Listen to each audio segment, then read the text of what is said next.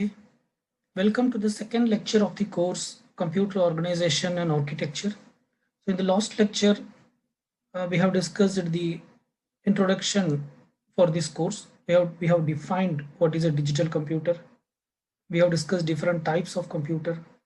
We have understood the functional units of a computer, and we have discussed how connection between processor and the memory happens through various functional units like memory address register, memory data registers, instruction register, program counter, and control unit.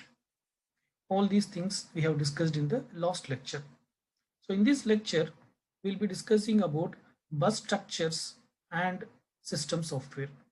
So let us start with the bus structure. Okay. So what is a bus? A bus is a communication channel between any two functional units of a computer. So what is a functional unit? The functional unit, the typical examples for functional units are processor, memory, secondary storage devices, or any IO devices. So whenever there is a need to transfer data from the processor to memory, or from memory to the processor, or from memory to hard disk, or from hard disk to memory, or from memory to a printer, okay, or from keyboard to a printer, all this communication happens through a particular electronic circuit, and that electronic unit is called as bus. Okay. And in a typical computer should be able to handle one word of data. Okay, in a typical computer, all units, all here units in the sense it refers to the functional units like processor, memory, secondary storage devices, or any other IO devices should be able to handle one word of data at a given time. Okay, so that the data can be transmitted at a reasonable speed, right? So what is meant by a word? So we have already discussed in the previous one of the previous class. So there is no fixed size for the word. The word size varies from computers to computers. So in some computers, the word size may be 32 bits. In some computers, the word size may be 32 bits. Okay. In some other computer, the word size may be 64 bits. In some other computers, the word size may be 64 bits. Okay. So it depends. It depends on the type of the computer. Depending on the type of the computer, the size of the word will change. Okay. So when we say that a computer is a 32-bit computer and when we say it's a 64-bit computer, so if the bus size is, so if the, what is bus? Already we have discussed, bus is a communication channel.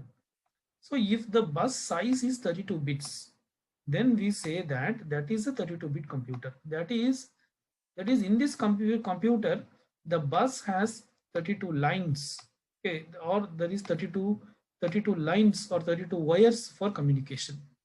So using this computer, 32 bits of data can be transferred simultaneously. Okay. If the bus size is 64 bit, that means there will be 64 lines. It means there will be 64 lines. So in that case, we call that computer as a 64-bit computer. Okay. Okay. So depending on the bus size only, the uh, depending on the bus size only, we call whether a computer is a 32-bit or a 64-bit computer, and whether if it, and also depending on that only we fix the word size. If the bus size is 32-bit, then the word size also will be 32-bit. If the bus size is 64-bit, then the word size also will be 64-bit. Okay.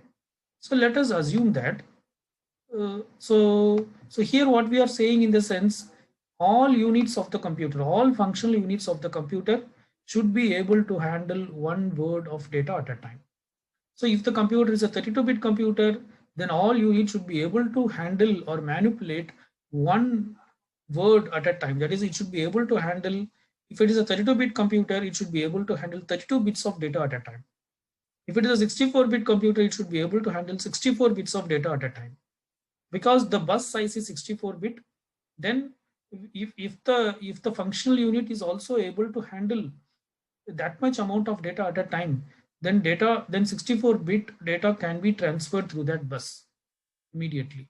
Okay, so that is the reason we say that the functional unit should be able to handle one word of data at a given time to achieve a reasonable speed. Okay, so let us assume there is a processor here. Say this is a processor. Okay, say there is a memory unit here. This is a memory unit. Okay, say the processor and memory unit are connected through a bus. This is the bus. Okay, through this bus, right? Now, now what does it mean that it is a, so if it is a 64-bit computer, this bus internally, if you see, there will be 64 lines or 64 wires will be there. Small wires. Okay. So here also 64 wires will be there, right? Here also 64 wires will be there. So it means that this processor can send 64 bit of data to memory at a given time. Similarly, memory can also send 64 bit of information to the processor at a given time. So this 64 bit is called as the word size. So like that, all functional units, maybe somewhere here hard disk will be there. So hard disk also should be able to handle 64 bit of data at a time. Maybe somewhere else printer will be there. So the printer also should be able to handle 64 bit of data at a time. Okay, that is should be able to handle one word of data at a time. Here, as it is a, as the bus has 64 lines, we say it is a the word size is 64 bit. Okay, I think the point is clear, right? So this is how we define bus. Bus is a group of lines that serves as a connecting path for several devices. Devices includes processor, memory, secondary storage devices, and any other IO devices. Okay. So the bus, what are the different types of lines or the wires the bus contains? So the bus basically contains three types of lines. These are address lines, data lines, and control lines. Okay. So it is not that the bus is used only to transfer data. No, the bus contains three types of lines. It has address line, a data line, and control line. Okay. Okay, so so the size again, no, the size may vary. Okay, for example, your data line may have 64 bits.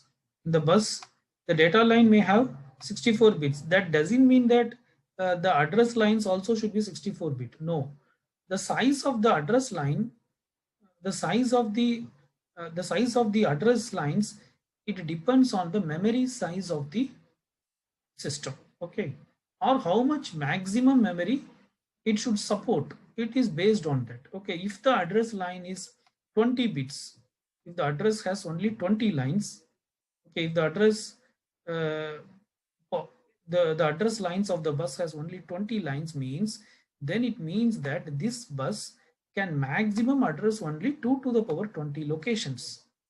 Okay, it cannot support anything beyond that. That is, then there is a restriction on your memory. Then your memory capacity cannot beyond the system's memory capacity cannot go beyond 2 to the power 20. Okay, because you may install a high size memory, uh, but you don't have sufficient bus size to do that. Okay, so about 20 means which is equal to this much. So it can address this many bytes.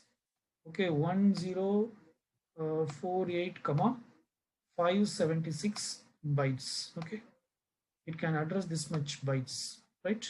So so the uh, so the address line, so the point is, it is not necessary that the address line should be same as the data lines. Okay, so data line represents how much bits of data can be transferred in a given time. Okay, based on the size of the data lines only, we say whether it is a 32-bit word size, or a 64-bit word size, or a 32-bit computer, or a 64-bit computer. But address lines, again, it may vary. Okay, and then control signals will be it may not have this many lines. It may have hardly 4 or 5 lines. Okay, the typical two control signals are read and write. Okay, the typical two control signals are read and write, which are the commonly used control signal. There may be other signals depending on the type of the device which are involved in communication. Okay, and some of the signal may be reserved. Okay, so control signal typically will not take more lines, right? So the point is the bus contains three types of lines: address line, data lines, and control lines.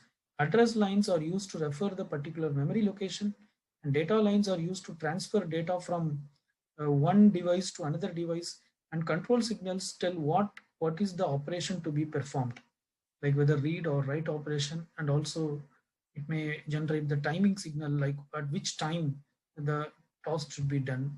Okay, fine.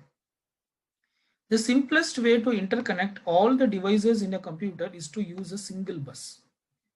So a typical computer, like a personal computer that we are using, they have they will have only one bus. That is the simplest way to interconnect the all the devices of a computer. But a more sophisticated computer may have more than one bus. Okay, we'll come to that. So if there is only single bus, there is only one bus. Okay, then only two units can use the bus at a given time. More than two units cannot use.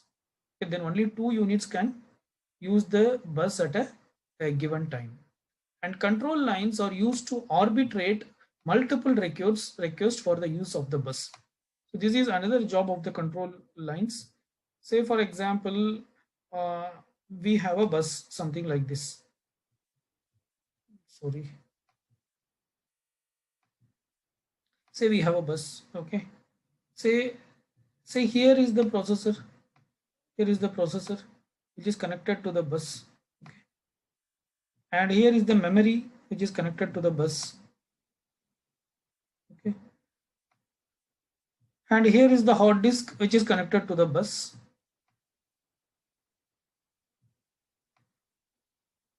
Okay. And like that, maybe another devices. Say there is a keyboard which is connected to the bus. Right. So there is only one bus. You see, there is only one bus. There are not different buses. There is only, this is the one primary bus. Through to this bus, all the devices were connected. Okay. So now say that, uh, for example, the hard disk says that it want to use the bus at time t naught. Okay, and say that memory also want to use the bus at the same time t naught. Okay, so memory also want to use the bus at the same time t naught. So hard disk say that hard disk want to write something to memory, right? The control unit in the hard disk, it gives a signal that some data should be written to the memory, and memory want to send some data to the processor. Okay, so that is processor has requested some data previously, and that should be transferred to the memory, and that will be done by the memory controller. Okay, so now hard disk is also placing a request for the bus, and the memory is also placing a request for the bus. Now who will get the bus? Who should be given the bus? This decision will be taken by the control unit. Not control unit, control lines. Okay, sorry, it's not control unit. This decision will be taken by the control lines uh, of the bus. Okay, the request will go to the control lines. So the control lines will decide like who should get the bus and who should wait, because there is only one bus, so only one device can use the bus. One device in the sense two device. If memory want to send data to the processor, then memory and processor can use. Okay, if hard disk want to send processor to memory, then only hard disk and memory can use. No, then memory and processor cannot use. Right? So it will be the decision of the control lines to decide like who should be given the bus and who should be asked to wait. So that is the job of the control lines. So this is the typical example of a single bus architecture, single bus structure. You can see there is only one bus, and to that all devices are connected. The input devices, output device, memory, and processor. So input device, you can see that it there is only one way communication. It can only send data to the bus. It cannot receive anything. For example, from keyboard, you can only send data. The keyboard cannot receive. From mouse also you can only send signals. It cannot receive anything. Okay, similarly, output device like monitor or printer, it can only receive data. It cannot send back anything to the bus. Okay, like monitor or printer. Memory, if you see, it's a two-way communication. It may send something to the bus that should be returned to the processor, or that should be returned to the output device or any other IO devices. So this is one-way communication. And somebody may send the data through the bus to the memory. So that also should be received by the memory. So it's a two-way communication. Similarly, processor also has a two-way communication. Processor may send some information which should be returned into memory, or which should be directly go to some output device. Similarly, processor, some data may be moved from memory to the processor. Okay, so it's a two-way bus. Okay, so in a typical computer, we'll have only a single bus, and it's a very simple bus structure. Okay, and the single bus structure cost low, and also we have the flexibility of attaching peripheral devices, because all peripheral devices should be attached only to the same bus. Only the control lines will decide like who will get access to the bus at a given time. If there are multiple buses available, then there will be more concurrency. Two or more transfers can happen at the same time. If there is a single bus, then only one transfer can happen at a time. Either you transfer between memory and IO device, or between memory or processor, or any one transfer. But if you have more bus, say you have another bus, okay, say you have another bus parallelly, and all the devices are connected to this bus also. Say processor is connected to this bus also, memory is also connected to this bus. Okay, say these IO devices are also connected to this bus. Now what happens? Now what happens if the first bus is busy? Then somebody can use the second bus. Are you getting? Say the first bus is being used between memory and processor, or say memory and what do you call, uh, output device or any IO device.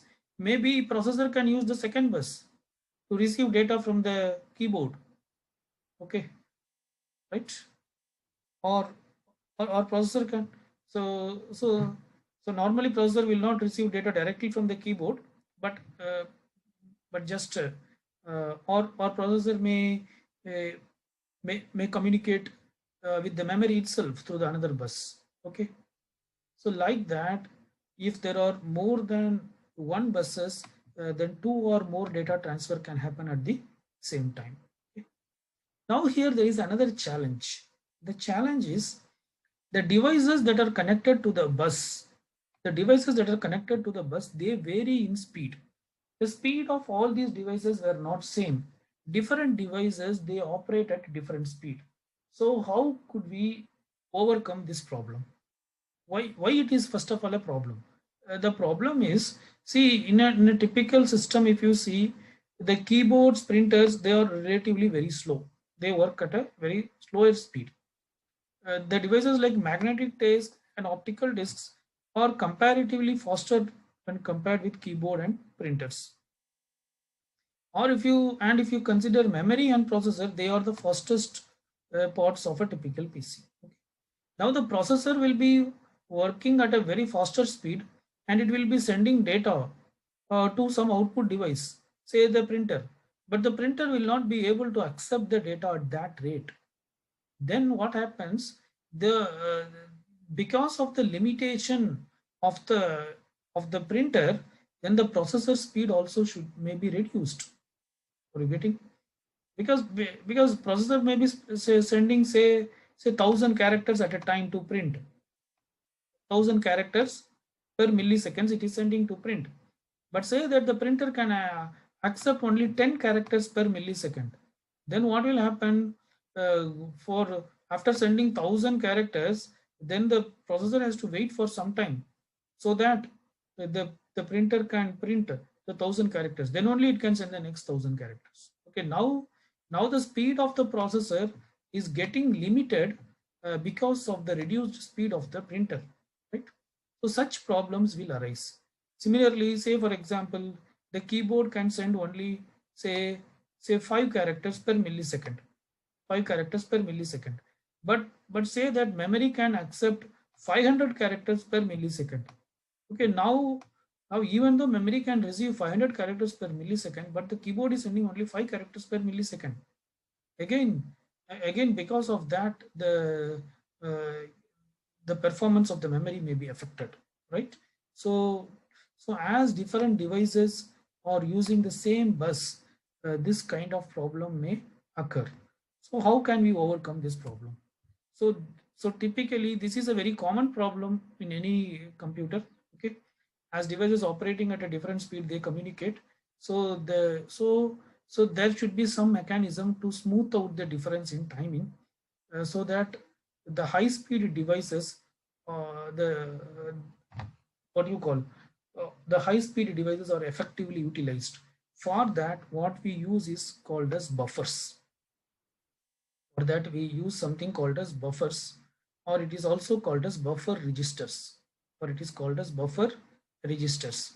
So typically, the uh, the, the IO devices will be slower. Okay, so in any IO devices, if you see, there will be buffers. Okay, so for example, if you take a printer, there will be a print buffer. In a printer, say, I'm sorry.